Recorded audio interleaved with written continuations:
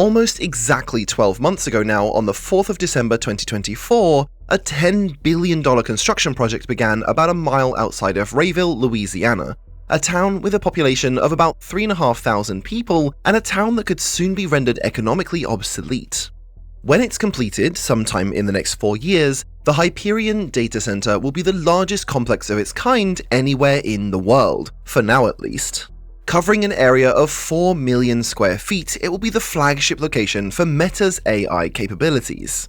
Facilities of this kind tend to be hard to wrap our heads around, so despite what you may have heard in the news, no, this won't be the size of Manhattan. But, to give you a sense of scale, the county's regional primary school sits on the corner of the 2,200-acre site, and it's absolutely dwarfed by the facility. But instead of teaching the children of tomorrow, this closely guarded center will be training something far more valuable. It will be home to over 4 million GPUs for an estimated 5 gigawatts of compute capacity based on current estimates, although the exact figures nobody truly knows, including Meta engineers themselves. The chips powering these facilities are advancing so rapidly that centers like Hyperion are built to facilitate hardware that doesn't even exist yet, and, of course, this is just one of hundreds of similar facilities popping up all over the world at the moment.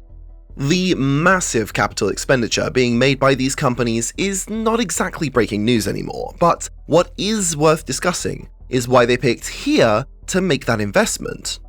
This rural Louisiana location, surrounded by cornfields and hog farms, despite being thousands of miles away from Silicon Valley and not close to any major talent hubs, was not picked randomly. It was a very careful compromise between 3 major factors. 3 major factors that often come at odds with the comparatively tiny local economies surrounding them. The first item on the shopping list for these megaprojects is accommodating government regulations. This massive center and others like it have brought billions of dollars in investment into small and otherwise overlooked regional communities. This opportunity alone has made politicians at all levels, from local city councils all the way up to heads of state, extremely excited. To make their cornfield more attractive than that cornfield one day over, governments at all levels have offered generous concessions to tech companies, exempting them from things like development applications, impact studies, community consultation, and even property taxes. State and local governments across the world have also been quick to offer infrastructure and utility support to power and service these massive centers out of their own budgets, rather than shifting the upfront cost onto data centers themselves. When cutting red tape and tax incentives don't work, there's always just direct subsidies as well. Now, obviously, all this costs a lot of money, but exactly how much is actually a really good question. Within the USA alone, the exact spending is not public information. A report by the policy institute Good Jobs First has tracked these incentives since the very beginning of the data center boom and found some concerning holes in what the public is being told. At least 36 states have individually handed out economic development subsidies for data center projects, but only 11 of those states have disclosed which individual companies were receiving those public benefits. Of those 11 states, only 5 have actually reported how much they're estimating to spend on these subsidies, and the numbers get worse the more specific you get, but more on that soon. This is also just within the USA, which by comparison makes a lot of other development centers look positively transparent. When we started researching this video about 2 months ago, OpenAI announced a massive data center project in Argentina. The only number that made the headlines was the $25 billion investment into the struggling country. The details that were, glossed over was the fact that Argentina already struggles with regular power outages and increasingly severe droughts before adding the demands of an energy and water-hungry data center. It also wasn't a great sign that the energy company that co-signed this record-breaking deal, Sir Energy, effectively had no public profile before this announcement, and according to the Argentinian Business Register is operated out of this small apartment building in Buenos Aires. The channel Slidebean did a great on-the-ground investigation into this particular thread just last week, so I'll leave a link to their video below as well. Either way, all of this is painting a pretty clear picture. There's a genuine public concern that if the AI bubble pops, it'll be taxpayers on the hook to bail out these massive projects that have become too big to fail. The reality is, we already are. The most conservative, low-end estimate of just the direct subsidies that we actually know about puts total government support for these projects into the $10 billion range in 2025 alone. Now, I know what you might be thinking. Governments bending the rules and cutting some red tape in the name of business development isn't exactly anything that new or shocking anymore, right? And in this case, maybe it is all going to be worth it when projects like Hyperion are bringing in billions of dollars in investment to small remote economies that have otherwise been left behind in recent decades. But, unfortunately, what these communities might actually be subsidizing is their own destruction, which raises the obvious question, why are they still doing it? Well, to find out, all you need to do is follow the simple, practical economics. This video is sponsored by Odoo. Running a business can get really messy when the tools for everything from sales to inventory, accounting, or manufacturing all live in separate apps. Odoo solves that by putting every part of your operations into one platform that shares the same data automatically. A confirmed sale instantly reserves stock, creates a work order, schedules production, and generates an invoice without anyone having to enter the same data again, so human error doesn't slow down your business operations. Inventory never needs last-minute firefighting because Odoo tracks stock levels in real time and can create purchase suggestions or even orders automatically when materials run low.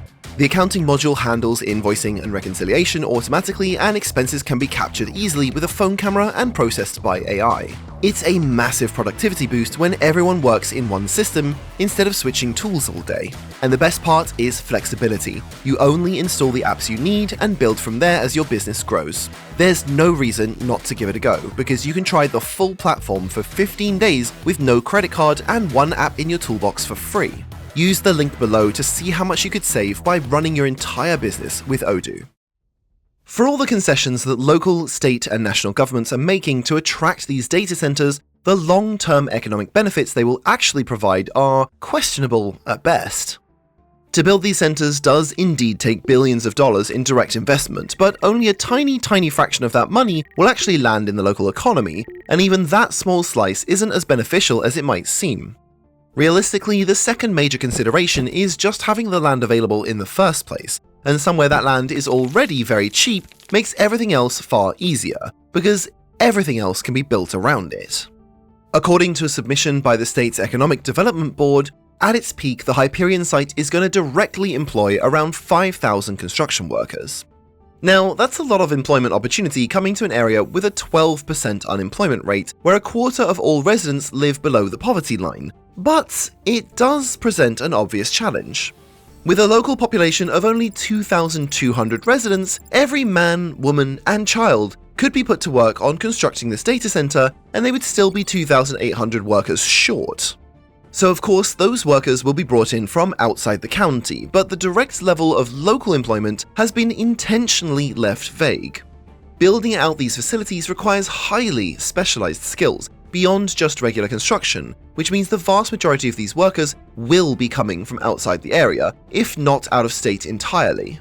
Now, even still, for the few years that those personnel are on site to do all this work, they'll be renting homes in the area, spending money at local businesses, and even paying local taxes, which sounds good, but once the construction is done, these towns are back to square one, if they're lucky. These projects are effectively just creating boom towns like those that are seen in remote mining communities. People flood in while there are jobs on offer, but what's left behind after they move out is worse than when they started, because now the local economy has extra capacity for people who no longer live there. Even while construction is taking place, the news isn't all good either. Significantly increased commercial traffic in communities not built for this many people have increased things like traffic accidents by 600% according to incident records. Now, these facilities will have some ongoing jobs to keep them operational, but they will be extremely minimal. Meta has announced that the Hyperion facility, one of the largest in existence, will maintain 500 full-time employees. That's not nothing, especially in such a small town, but the state is going to pay dearly for these jobs. In Illinois, government subsidies for similar programs worked out to cost around $1.4 million for every job created. In Nevada, it was $2.1 million. In terms of a decent return on investment, this is just not an efficient use of taxpayer money. This is also only the data coming from the states that have reported reliable accounts of these programs. Louisiana, for example, where Hyperion is being built, has not reliably produced data on its data center incentive programs. It sounds bad already, but it gets worse. These are largely going to be bad jobs. Most of these roles will be in basic maintenance, security, and janitorial work rather than the well-paid technical jobs the company would like people to think of. Most of that work will be done remotely from their engineers back in Palo Alto. The people left behind in these communities are also going to be the ones footing the bill for all those financial promises made to get these data centers constructed in the first place. Large-scale infrastructure development like new energy grids are usually paid off over decades through increased energy bills, and naturally the demand coming from a 5-gigawatt data center isn't going to help with those prices either. You've probably already noticed higher energy bills yourself, but the effects are a lot more concentrated in locations like this, where the average household is not doing financially well as it is. This also has knock-on impacts beyond just stretching already impoverished households. A lot of local businesses in rural areas are energy intensive as well. Machine shops, chemical suppliers, mechanics, and even farms themselves use a lot of energy. For a lot of these small businesses, it's one of their largest input costs above even rent. If their energy prices rise relative to other surrounding areas, then they'll have to live with the tighter margins, move their business elsewhere, or just close down. In their press release, the Louisiana Economic Development Board did address this by highlighting that Meta and the grid operator, Entergy, will be contributing up to $1 million a year into the Power to Care low-income ratepayer support program. Now, that sounds great, but it won't go very far when covering the estimated $3 billion in energy infrastructure upgrades required to serve this site. The program also doesn't currently cover businesses, as it's focused exclusively on helping households who meet a set list of criteria. These generous estimates also rely on everything going exactly according to plan on the side of the AI companies. Nobody truly knows what the future of the market surrounding AI will look like, but it's not unreasonable to point out the potential that the level of spending currently being done by these companies won't go on like this forever. In such a case, it becomes even more unclear who's going to pick up that tab for infrastructure built out to support a facility built on shaky financial realities. So yeah, state, local, and even national governments are falling over themselves to hand out increasingly generous incentives to projects that are only going to undermine the viability of their economies in the future. The biggest and saddest irony of all this is that according to the companies themselves, they don't even care about the tax benefits. They have the money and the investor demand to build these centers, and they're going to do it with or without the tax incentives, but they won't say no if they're offered. So then, why do governments still do this?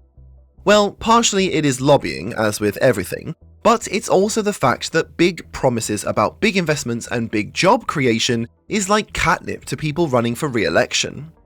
The Argentine announcement from OpenAI was made just days before the country had a major election, and at a local level, small-time politicians love a ribbon-cutting ceremony.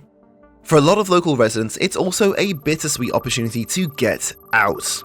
According to data from Redfin compiled by Sherwood, property listing prices in the area surrounding the Hyperion data center rose by 172% in a single year. Prices for certain properties convenient for further development or worker lodging increased by as much as 6,900%. Farming has not been having a great year as it is, so a financial lifeline like this is almost a blessing in disguise, giving the companies the last component they need. Somewhere to do all this that won't cause too much backlash. Nobody wants to live near a data center, but if these facilities are going to sink the local economy anyway, a lot of people are happy to get out on a gold-encrusted lifeboat. So far, this has glossed over one other vital utility to run these data centers, and that is the data connection. But go and watch this video next to find out how a similar set of circumstances 30 years ago made it so that your internet was legally required to be terrible.